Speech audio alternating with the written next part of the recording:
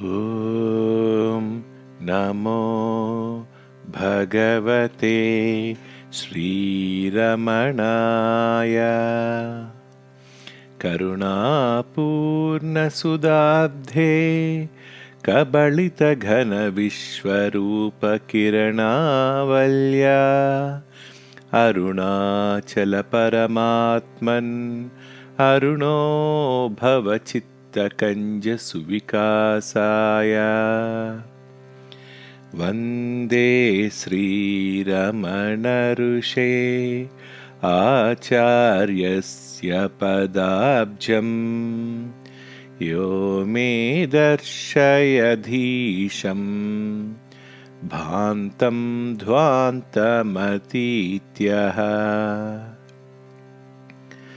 अखण्डसच्चिदानन्दे परब्रह्मण्यलौकिके विलसन्तं गुरुं नौमिं सर्वदा हृद्यहं भजे.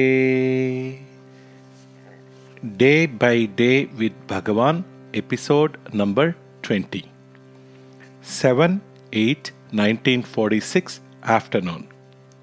A notebook in which I had written down some favorite Tamil songs of mine was missing for some time, and so I began copying those songs again in a fresh notebook.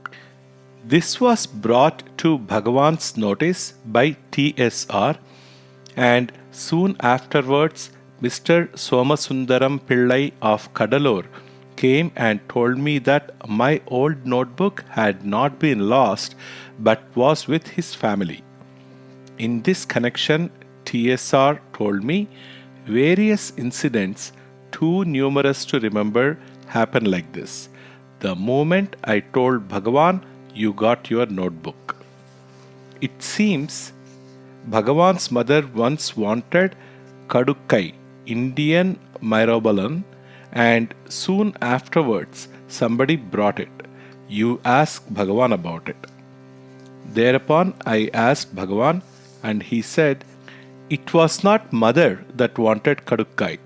I used to have a cough and also constipation in those days.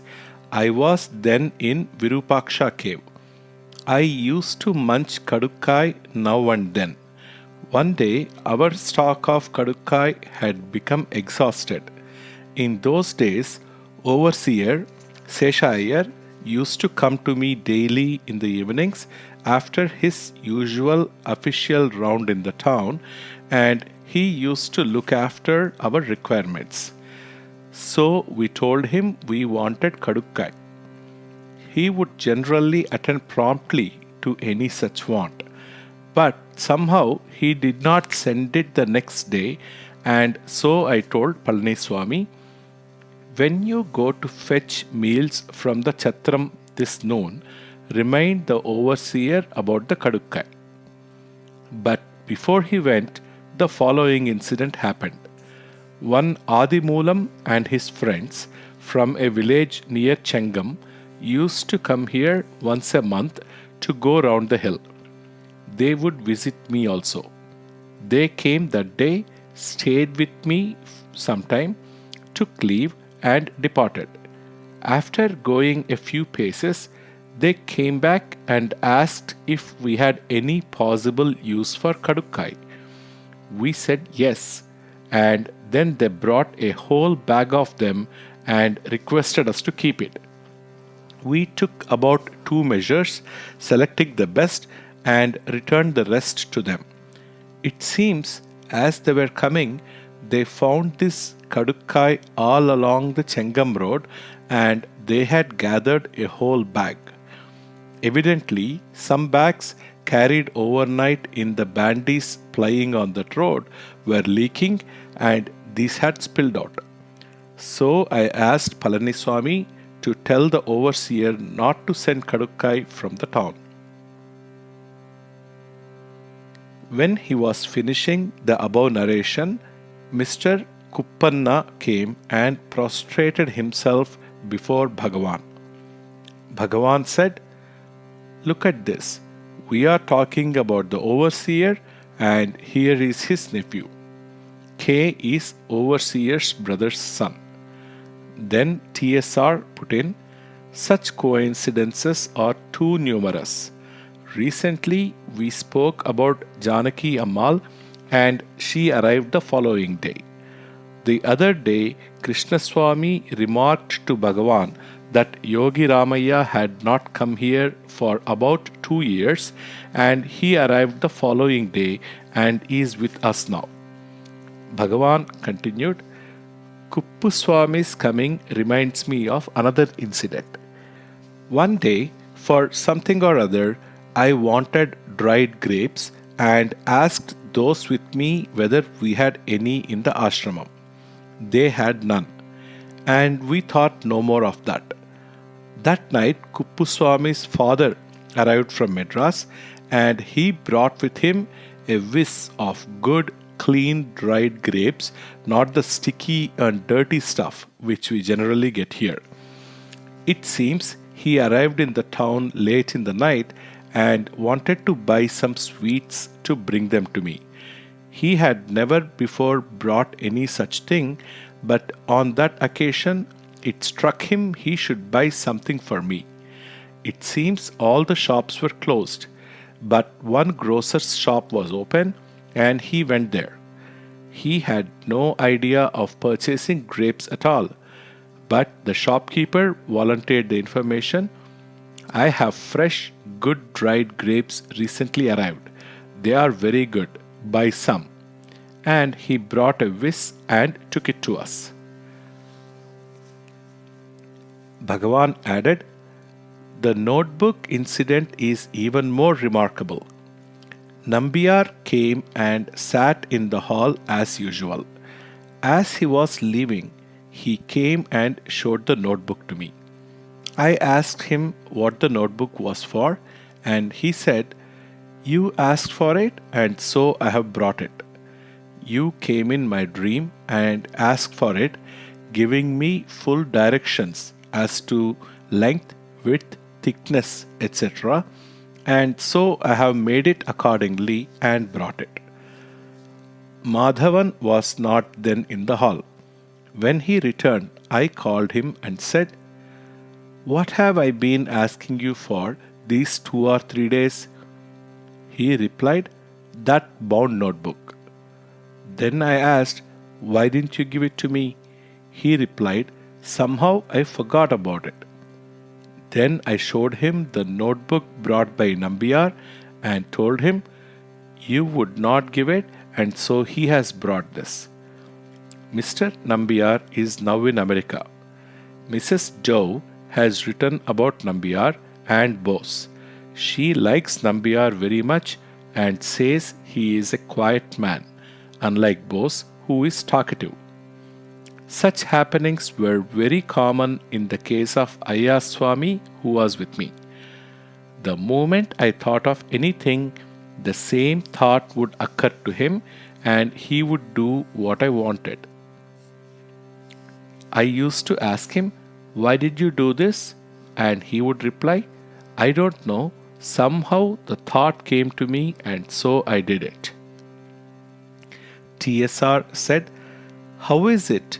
It is not our good fortune to have such calls made on us as on Nambiar. Then I told him, why? You were asked to get ink and you brought the same. Then Bhagavan said, yes, he brought a bottle of Stephen's ink saying he had a dream in which I wanted it. When Bhagavan said, things like these have not been included in any book, in any of the biographies, I think. I replied, I am noting down all such things in my diary. I shall not omit them. This morning, TSR's son-in-law K. Sharma and his wife and child arrived here. Bhagavan made kind enquiries of them and asked Sharada if her child Lakshmi was talking now, and she replied, she talks a few words and supplements them by gestures. In the afternoon, a visitor, Ramanatha Poddar, arrived from Bombay and inquired after L. Sharma and his son K. Sharma. It seems these two tried their naturopathy on our peace relation about a year ago and then stayed in his house for about 2 months. This morning, Yogi Ramaya brought a small notebook in which Bhagavan had long ago copied for the yogi some of Bhagavan's works and wanted the binding to be mended. Bhagavan gave some directions and entrusted the work to TSR. In the evening, TSR gave the notebook mended to Bhagavan, and Bhagavan approved of the work and handed it to Yogi, saying, "Look at your notebook now." Yogi said, "All is Bhagavan's grace," or some such thing. Muruganar took up the notebook and, seeing only a fourth of the notebook had been written up and the rest was empty, quoted the words from the Purusha Sukta and remarked, "Like a fourth only of God manifesting in the entire universe, and the remaining three-fourths lying outside it unknown, this book contains only a fourth of Bhagavan." And all laughed, including Bhagavan.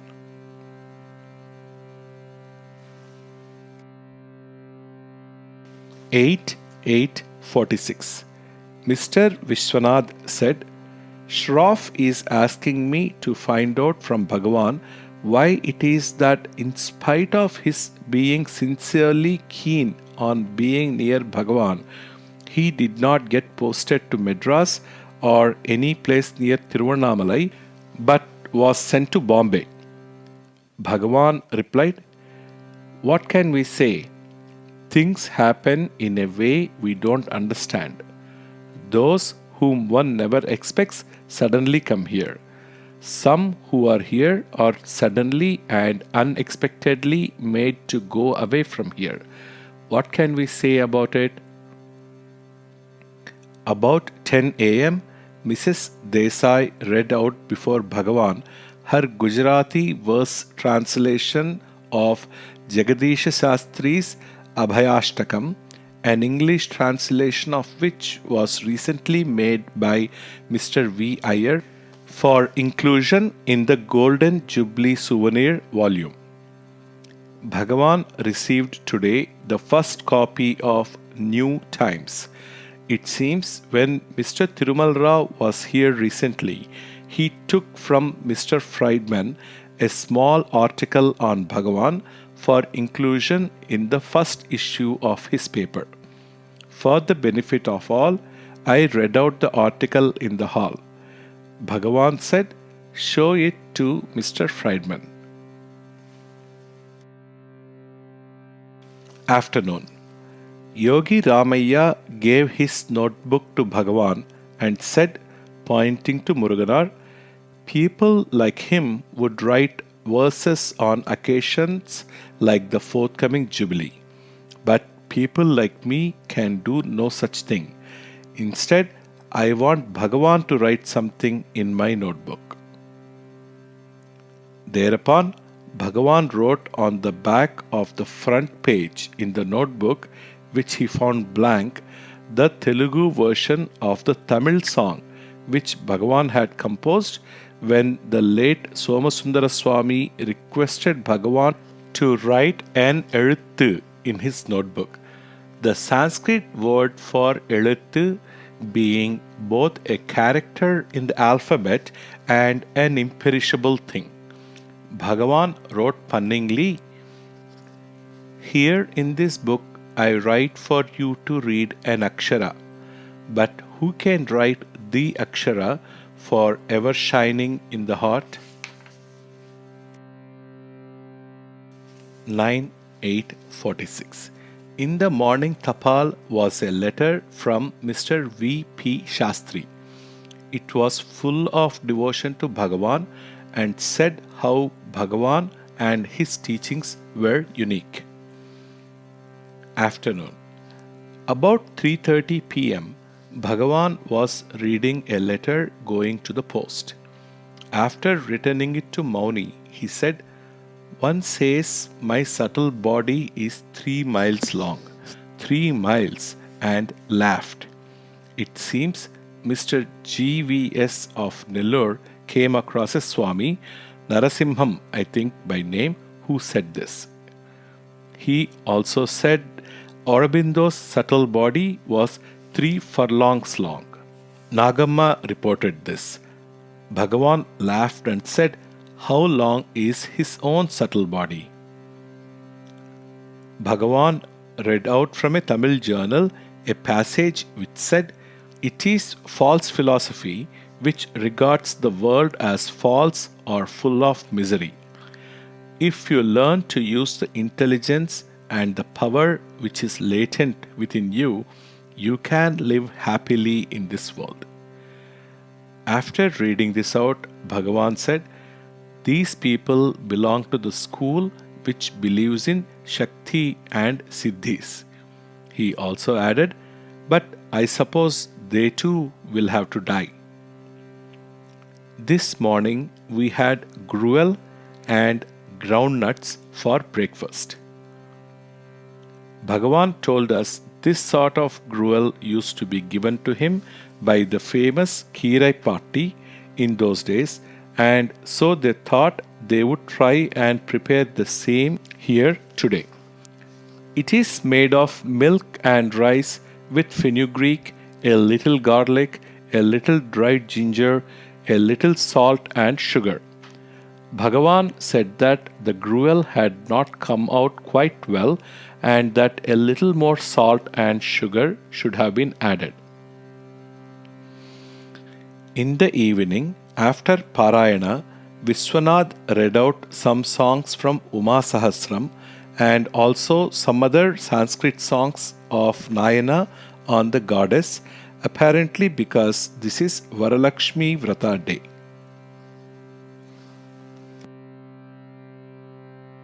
10:46 morning. Bhagavan came across some verses in honor of the late R. Raghava Iyengar by his relation M. Raghava Iyengar in today's Swadesha Mitran, and seeing that Muruganar was not in the hall, asked Vishwanath to tell him about it. Bhagavan added, "Ever since R's demise, in every paper, appreciations have been regularly appearing. But these are in verse and composed by his close relation. They are Attai Pillai Ammanji, cousins. I think M would like to see the verses." In this connection, I said, "Would not Muruganar write something, seeing they were great friends?" To this, Vishwanath said, "Not likely, because he has taken up the stand that he should not sing the praises of any but Bhagavan." Mrs. Thalayar Khan wanted to know about R. Iyengar, and Bhagavan told her, "He was the Samasthana Vidwan of Ramnath, the poet laureate, you may call it, of that state."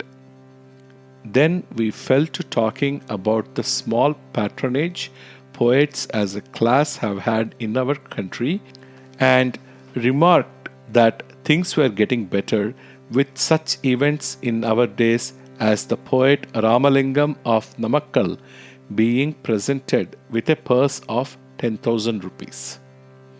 Muruganar's vow also reminded me of the famous Telugu poet Potana declining to dedicate his Bhagavatam to his king in spite of the earnest entreaties of his brother-in-law Srinatha, the court poet, and the commands of the king.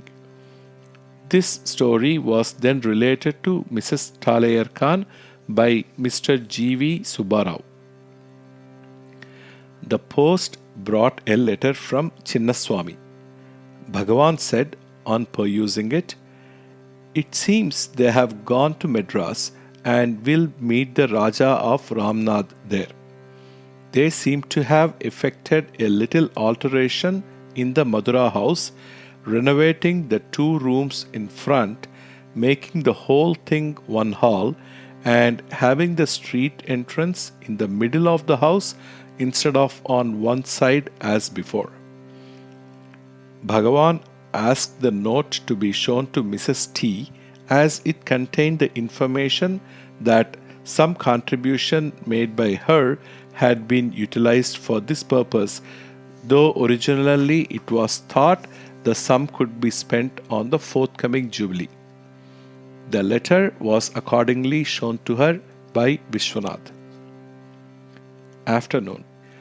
As soon as Muruganar came, Bhagavan told him about the article in Swadesamitran and also about another in the Tamil Hindustan on R.R. Iyengar, and gave the 2 papers to him.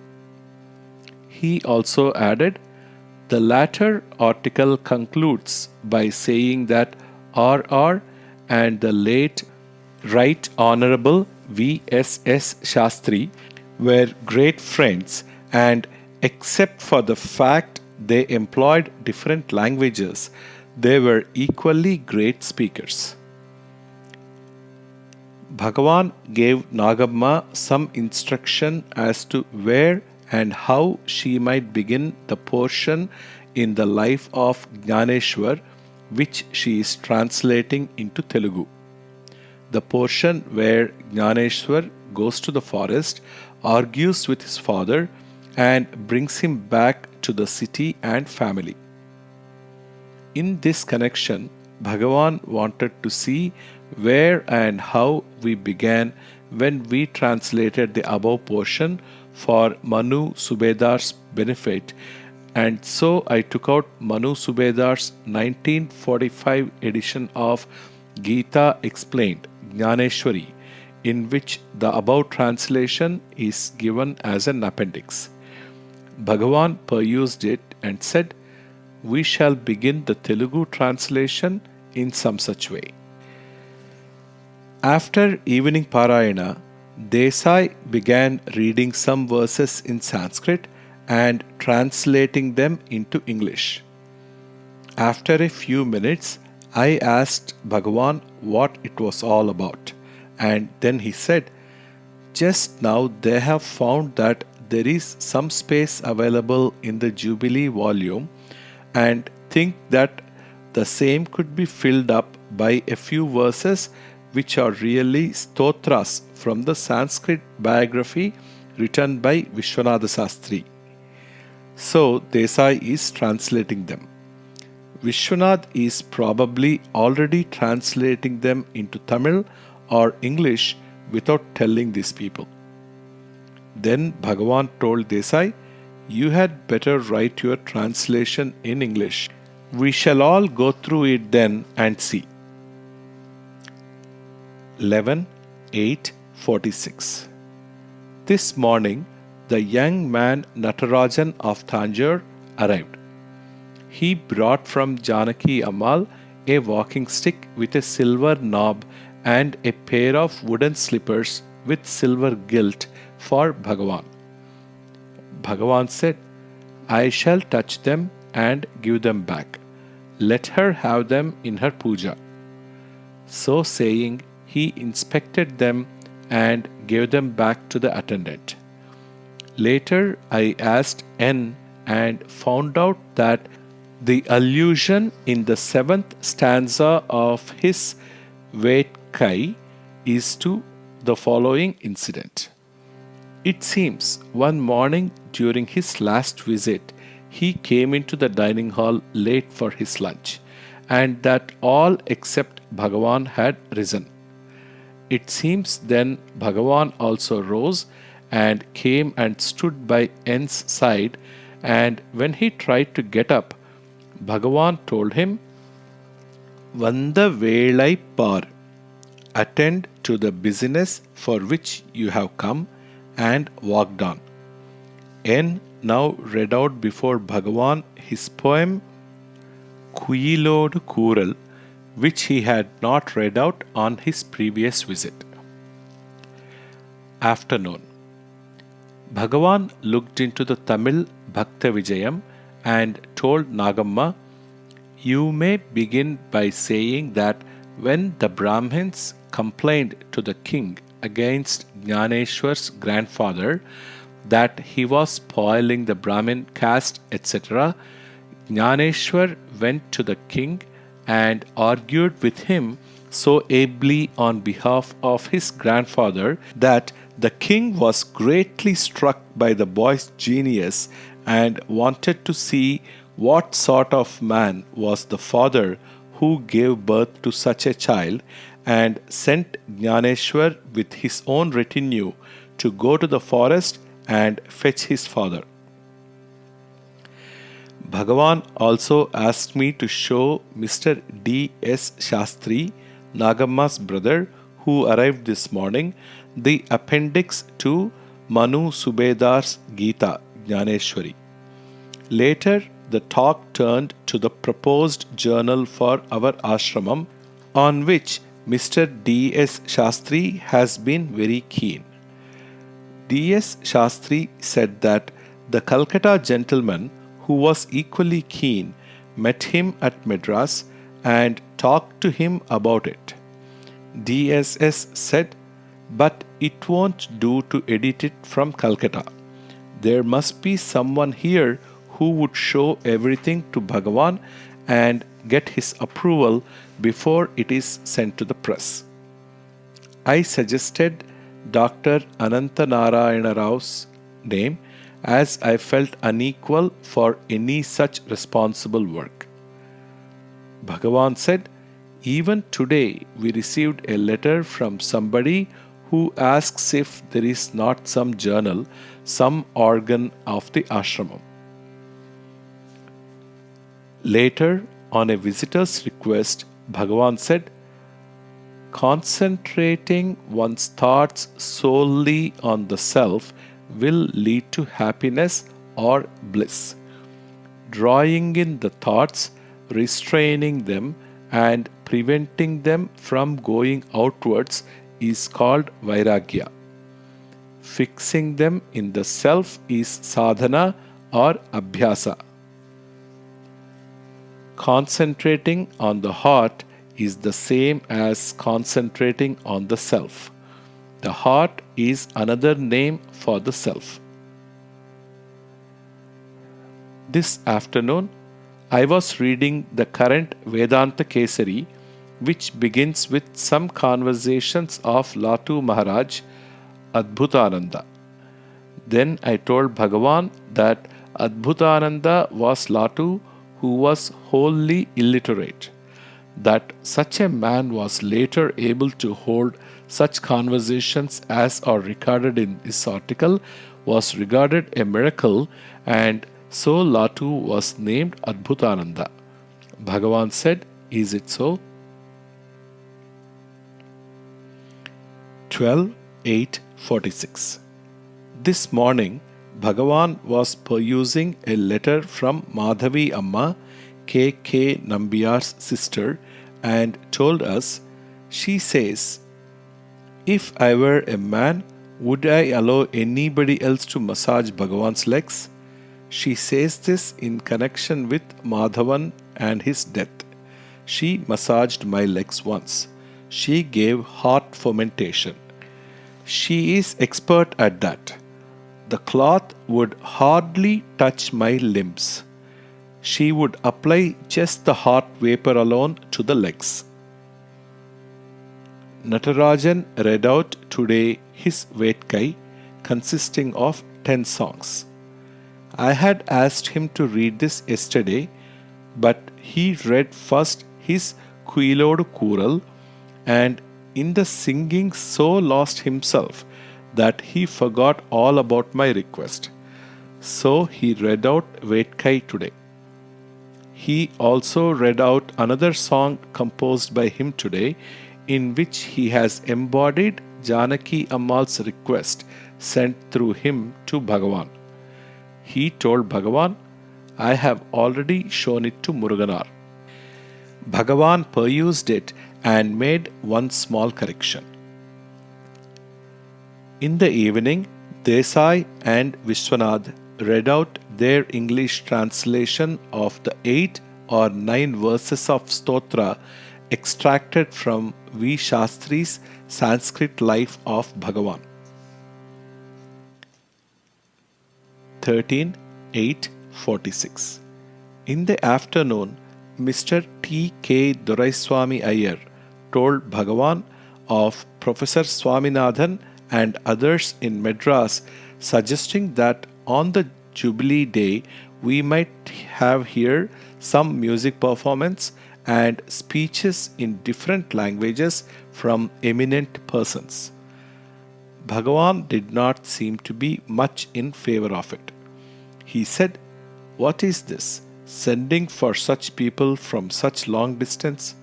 After all, each of them can speak only a few minutes as there are to be so many, and what expense?" Then I told Bhagavan, "This is all for our benefit. These people who will be coming here will be coming not simply to lecture. They will be coming primarily for Bhagavan's darshan, and we are going to ask them to speak too. That is all." 14.8.1946. This morning, Mrs. Thaler Khan told Bhagavan, "Bhagavan, I have got a letter from Shanta, the Maharani of Baroda. Bhagavan has performed a miracle and she is writing about it. It seems she went out in a car and on the way the car broke down and the driver could do nothing about it. So it seems he took the Rani's permission and went to phone for another car. Meanwhile, it seems a striking looking and mild sadhu suddenly appeared on the scene and touched the car and said, 'You can go on now.' The driver returned, and when he started the engine, the car moved on without any trouble. The Rani thinks it was all Bhagavan's grace. She is writing expressing regret for her inability to be present at the Jubilee." So saying, Mrs. T showed the letter and Bhagavan perused it. He came across Roman Emperor in the letter and asked, "Who is the Roman Emperor?" I told Bhagavan that by that they mean our Sarvadhikari, and Mrs. T added, "Yes, we call him that."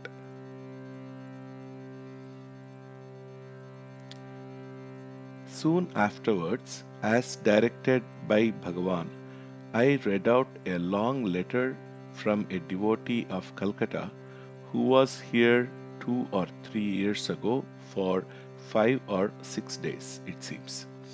In that letter, he relates how, after he thought that Bhagavan was not showing him any grace, suddenly on the 5th day of his stay, he got, by no effort of his own, experience of a state in which consciousness of body, world, and all totally left him, and he was pure consciousness and nothing else.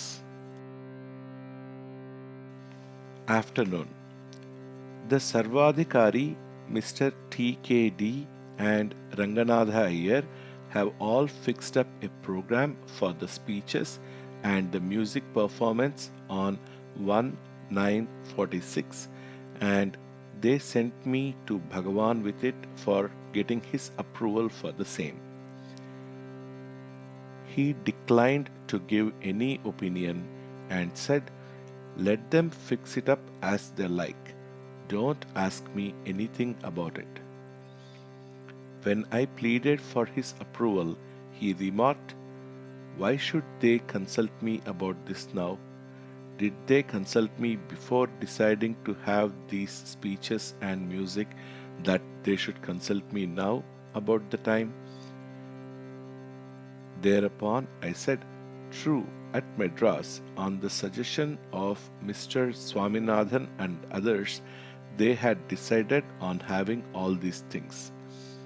But even now, if Bhagavan does not like all this, We can stop it.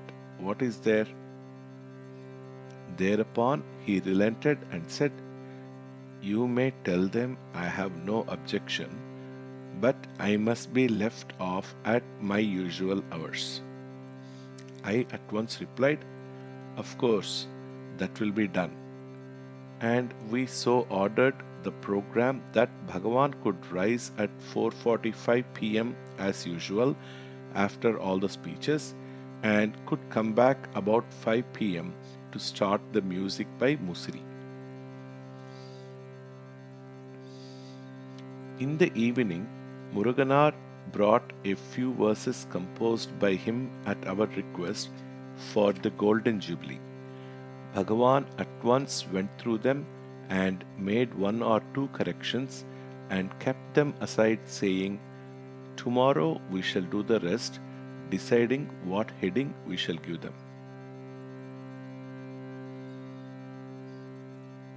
17:8:46. This morning, a number of Gujarati visitors arrived here, evidently returning from Pondicherry after darshan there on the 15th. One of them asked Bhagavan, What is meant by self realization?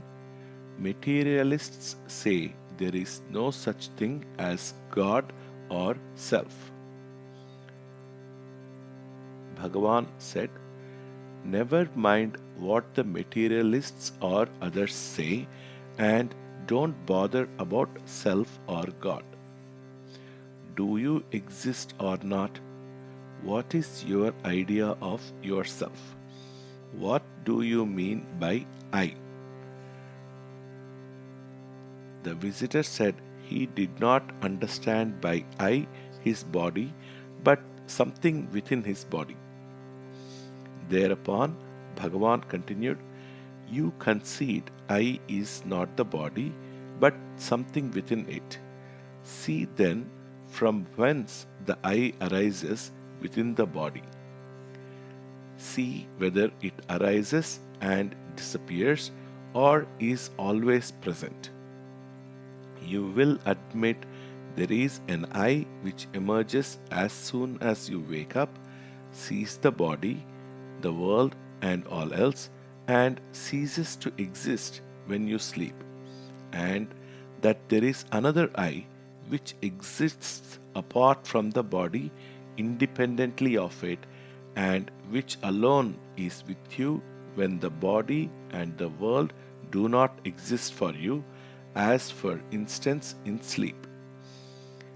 Then ask yourself if you are not the same I during sleep and during the other states. Are there two I's? You are the same one person always. Now, which can be real? The I which comes and goes, or the I which always abides? Then you will know that you are the self. This is called self realization. Self realization is not, however, a state which is foreign to you, which is far from you, and which has to be reached by you. You are always in that state. You forget it and identify yourself with the mind and its creation.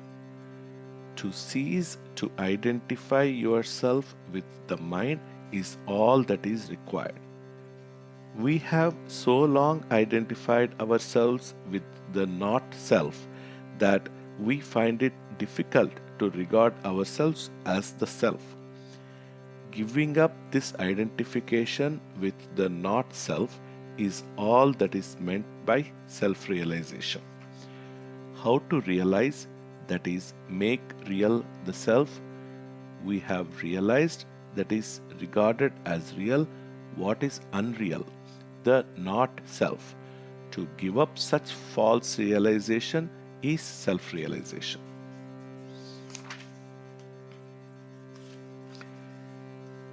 In the evening, after Parayana, a visitor asked Bhagavan how to control the wandering mind. He prefaced the question with the remark, I want to ask Bhagavan a question which is troubling me? Bhagavan replied after laughing, "This is nothing peculiar to you. This is the question which is always asked by everybody and which is dealt with in all the books like the Gita. What way is there except to draw in the mind as often as it strays or goes outward and to fix it in the self as the Gita advises? Of course, it won't be easy to do it. It will come only with practice or sadhana." The visitor said, "The mind goes after only what it desires and won't get fixed on the object we set before it." Bhagavan said, "Everybody will go after only what gives happiness to him. Thinking that happiness comes from some object or other, you go after it. See from whence all happiness, including the happiness you regard as coming from sense objects, really comes. You will understand all happiness comes only from the self, and then you will always abide in the self."